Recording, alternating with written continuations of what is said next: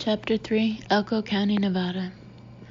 Ernie Black was afraid of the dark. Indoor darkness was bad, but the darkness of the outdoors, the vast blackness of night here in northern Nevada, was what most terrified Ernie.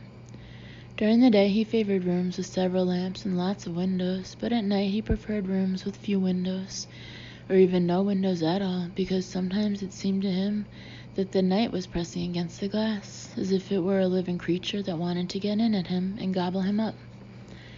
He obtained no relief from drawing the drapes, for he still knew the night was out there, waiting for its chance. He was deeply ashamed of himself. He did not know why he had recently become afraid of the dark. He just was.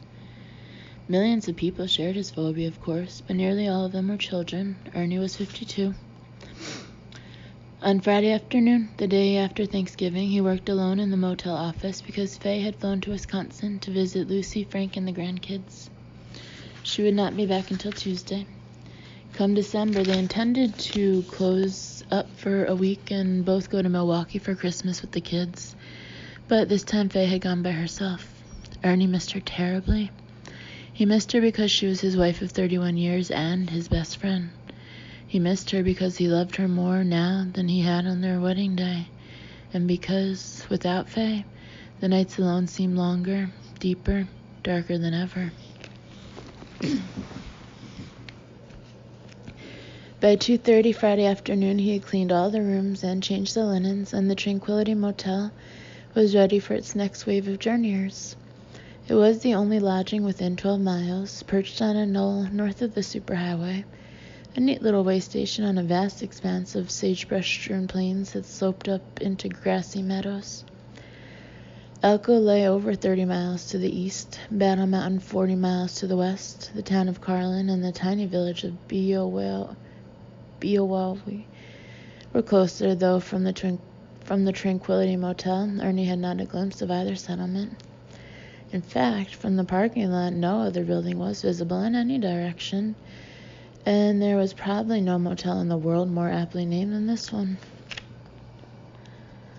Ernie was now in the office, working with a can of wood stain, touching up a few scratches on the oak counter where guests signed in and checked out. The counter was not really in bad shape. He was just keeping busy until customers started pulling in from Interstate 80 in the late afternoon.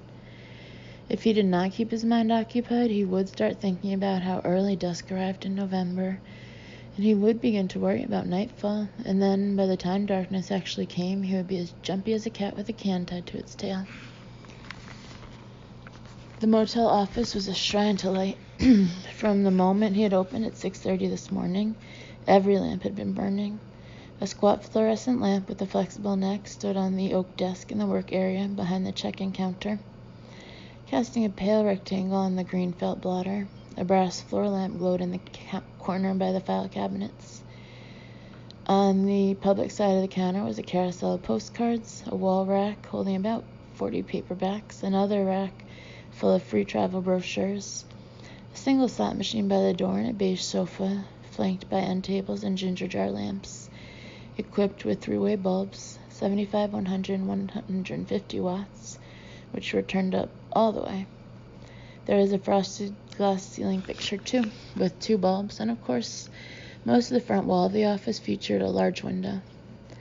The motel faced south-southwest, so at this time of day, the declining sun's honey-colored beams angled through the enormous pane, giving an amber tint to the white wall behind the sofa, fracturing into hundreds of bright, erratic lines in the crackled glaze of the ginger jar lamps, and leaving blazing reflections in the brass medallions that ornamented the tables. When Faye was here, Ernie left some of the lamps off because she was sure to remark on the waste of electricity and extinguish a few of them. Leaving a lamp unlit made him uneasy, but he endured the sight of dead bulbs in order to keep his secret. As far as he knew, Faye was not aware of the phobia that had been creeping up on him during the past 4 months, and he did not want her to know because he was ashamed of this sudden strangeness in himself and because he did not want to worry her. He did not know the cause of his irrational fear, but he knew he would conquer it sooner or later, so there was no sense in humiliating himself and causing Faye unnecessary anxiety over a temporary condition. He refused to believe that it was serious. He had been ill only rarely in his 52 years, he had only been laid up in the hospital once, after taking a bullet in the butt and another one in the back during his second tour of duty in Vietnam. There had never been mental illness in his family, and Ernest Eugene Black was absolutely sure as hell and without a doubt not going to be the first one of his clan to go crawling and whimpering to his psychiatrist's couch. You could bet your ass on that and never have to worry that you would sit on. And never have to worry what you would sit on. He would tough this out, weird as it was, unsettling as it was. It had begun in September, a vague uneasiness that built in him as nightfall approached, and that remained until dawn. At first he was not troubled every night, but it got steadily worse, and by the middle of October, dusk always brought with it an inexplicable spiritual distress. By early November, the distress became fear, and during the past 2 weeks his anxiety grew until now his days were measured and almost totally defined by this perplexing fear of the darkness to come. For the past 10 days he'd avoided going out after nightfall, and thus far Faye had not noticed, though she could not remain oblivious much longer. Ernie Black was so big that it was ridiculous for him to be afraid of anything. He was 6 feet tall and so solidly and squarely built that his surname was equally suitable to a one-word description of him. His wiry gray hair was brush-cut, revealing slabs of skull bone, and his facial features were clean and appealing, though so squared off he looked as if he had been carved out of granite. His thick neck, massive shoulders, and barrel chest gave him a top-heavy appearance.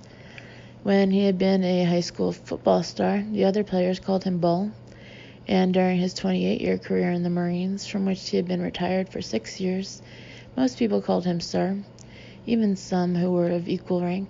They would be astonished to learn that, lately, Ernie Black's palms got sweaty every day when sunset drew near.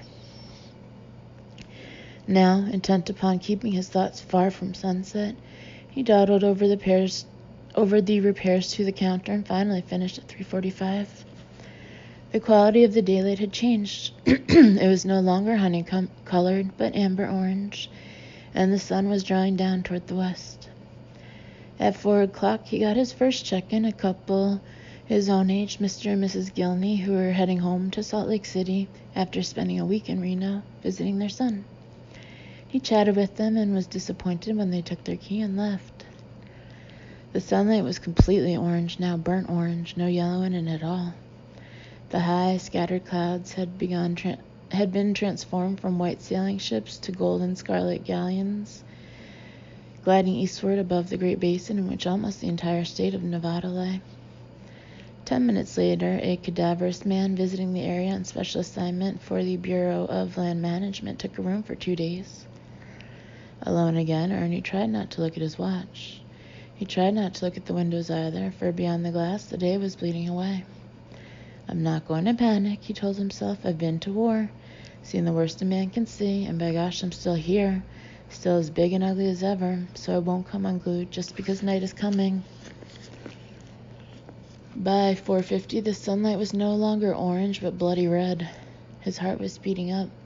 He began to feel as if his ribcage had become a vice that was squeezing his vital organs between its jaws. He went to the desk, sat down in the chair, closed his eyes, and did some deep breathing exercises to calm himself. He turned on the radio. Sometimes music helped. Kenny Rogers was singing about loneliness.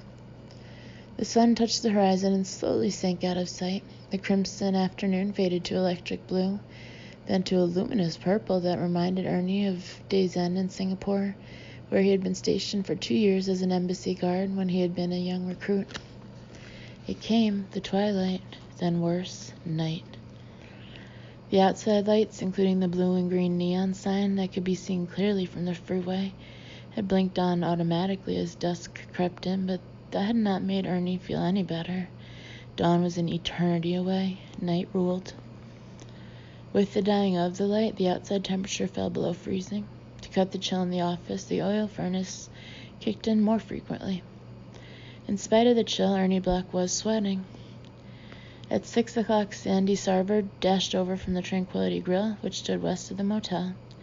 It was a small sandwich shop with a limited menu, serving only lunch and dinner to the guests and to hungry truckers who swung in from the highway for a bite. Parentheses, breakfast for guests was complimentary sweet rolls and coffee delivered to their rooms if they asked for it the night before. Close parentheses.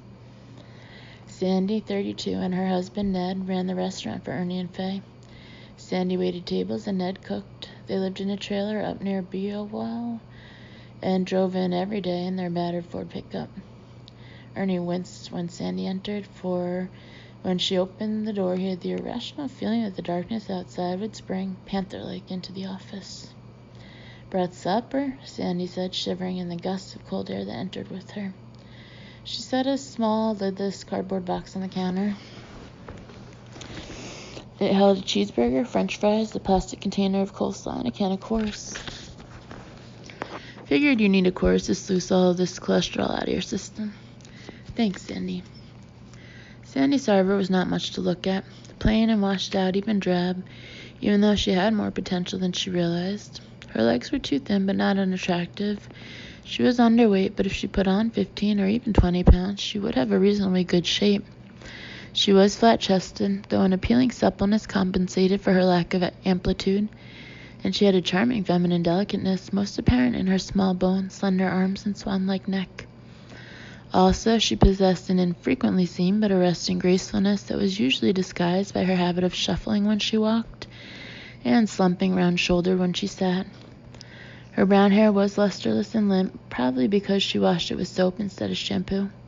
She never wore makeup, not even lipstick. Her nails were bitten and neglected. However, she was good-hearted, with a generous spirit, which was why Ernie and Faye wished she could look better and get more out of life.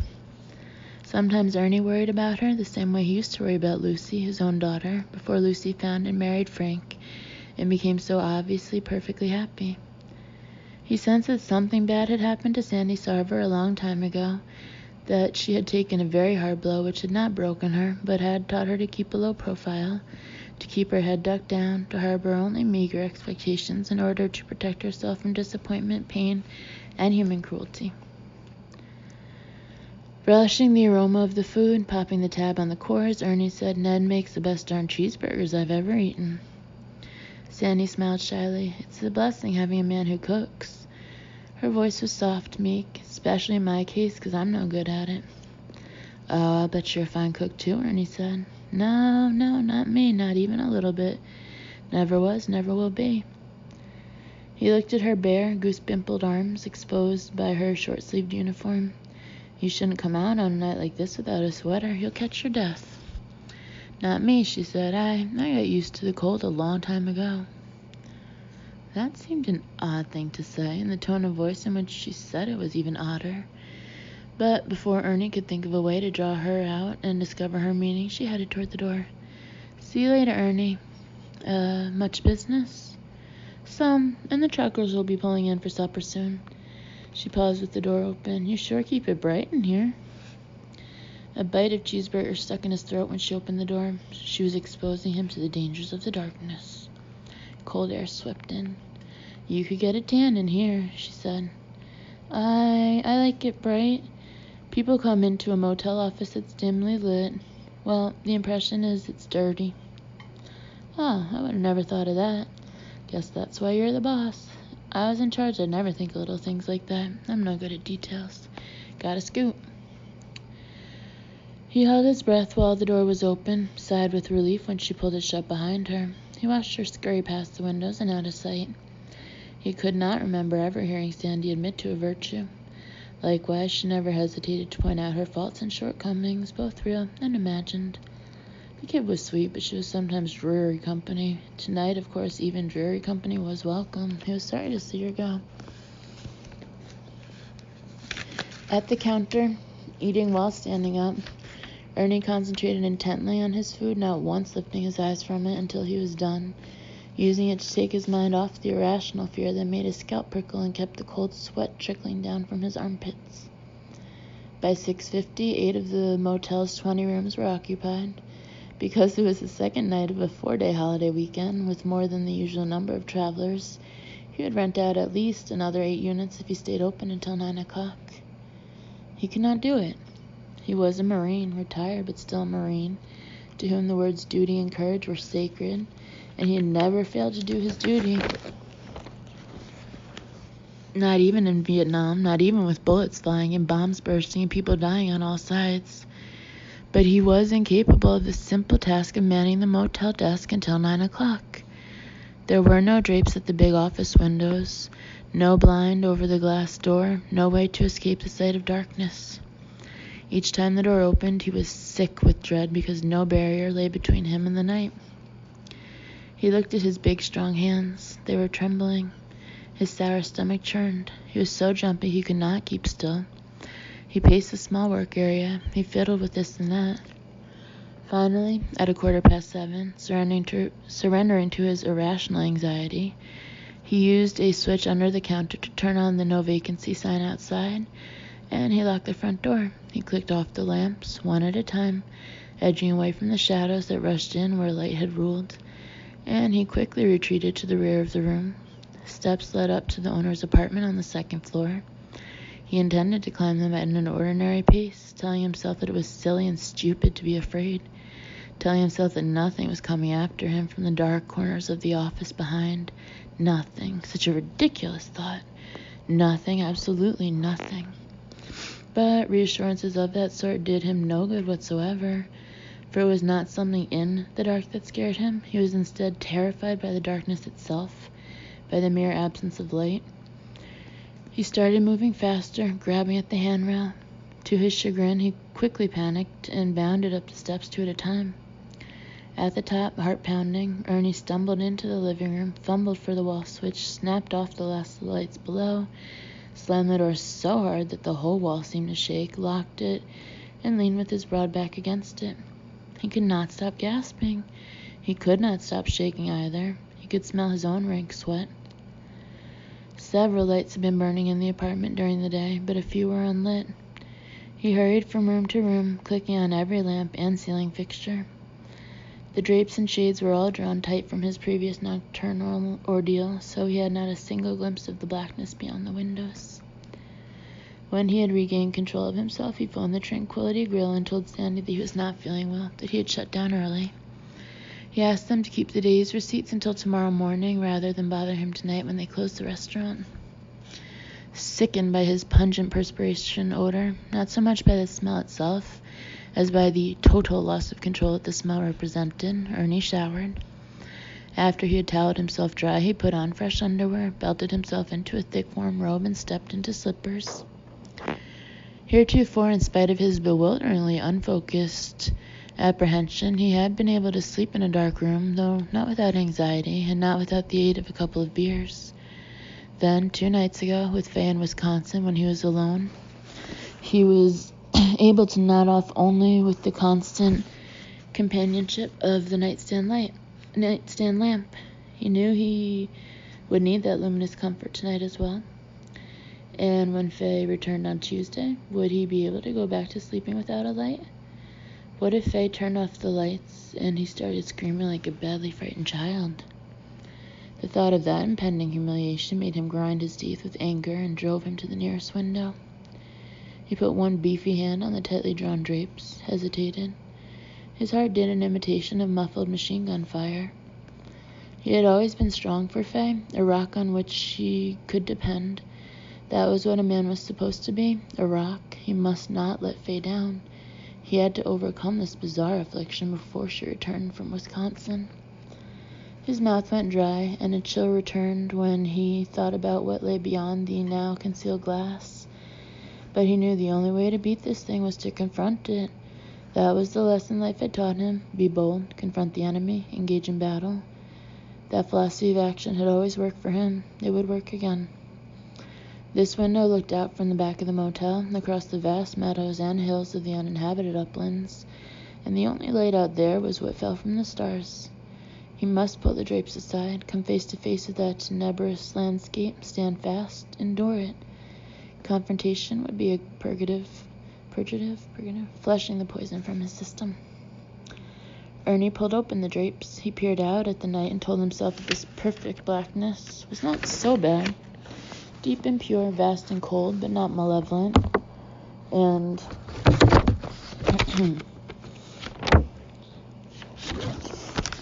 in no way a personal threat. However, As he watched, unmoving and unmovable, portions of the darkness seemed to shift, to coalesce, forming into not quite visible but nonetheless solid shapes, lumps of pulsing and denser blackness within the greater blackness, lurking phantoms that at any moment might launch themselves toward the fragile window. He clenched his jaws, put his forehead against the ice-cold glass. The Nevada barrens, a huge emptiness to begin with, now seemed to expand even farther. He could not see the night-cloaked mountains, but he sensed that they were magically receding, that the plains between him and the mountains were growing larger, extending outward hundreds of miles, thousands, expanding swiftly toward infinity, until suddenly he was at the center of a void so immense that it defied description. On all sides of him there was emptiness and lightlessness beyond man's ability to measure, beyond the limits of his own feeble imagination, a terrible emptiness to the left and right, front and back, above and below. And suddenly he could not breathe. This was considerably worse than anything he had known before, a deeper-reaching fear, profound, shocking in its power, and it was in total control of him. Abruptly he was aware of all the weight of that enormous darkness, and it seemed to be sliding inexorably in upon him, sliding and incalculably high walls of heavy darkness, collapsing, pressing down, squeezing the breath out of him. He screamed and threw himself back from the window. He fell to his knees as the drapes dropped into place with a soft rustle. The window was hidden again. The darkness was concealed. All around him was light, blessed light. He hung his head, shuddered, and took great gulps of air. He crawled to the bed and hoisted himself onto the mattress, where he lay for a long time listening to his heartbeat, which was like footfalls, sprinting, then running, then just walking fast inside him.